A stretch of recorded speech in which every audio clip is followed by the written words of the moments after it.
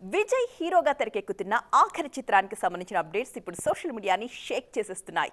ముఖ్యంగా ఈ సినిమా ఒక తెలుగు సూపర్ హిట్ కి రీమేక్ అంటున్నారు కోలీవుడ్ జనం. అంతేకాదండోయ్, ఆ వార్తలకి మరింత బలాన్నిచ్చేలా ప్రూఫ్స్ కూడా చూపిస్తున్నారు. తాజాగా ఈ సినిమా గురించి ఒక తెలుగు సినీ ఫంక్షన్ లో డిస్కషన్ కూడా జరిగింది. పొలిటికల్ గా బిజీ అవుతున్న దళపతి విజయ్ తన ఆఖరి చిత్రం షూటింగ్ లో పాల్గొంటున్నారు.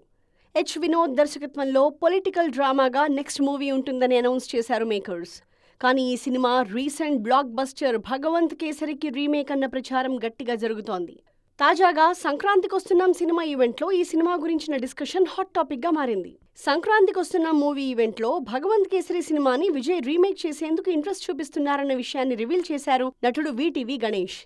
అయితే ఈ విషయం మీద రియాక్ట్ అయిన దర్శకుడు అనిల్ రావిపూడి విజయ్తో డిస్కషన్ జరిగిన మాట వాస్తవమే, కానీ దళపతి 69 విషయంలో ఓఎస్ఎస్ ఫర్టిలిటీలో ఇక్కడ ప్రతి అడుగులో ఎక్స్పీరియన్స్ డాక్టర్స్ ఉంటారు. In the good hands of science. Mummy daddy అవ్వాలంటే ఓఎస్ఎస్ కి కాల్ చేయండి. చిత్ర యూనిట్ అధికారికంగా అన్ని విషయాలు ప్రకటిస్తుంది అంటూ దాటవేశారు.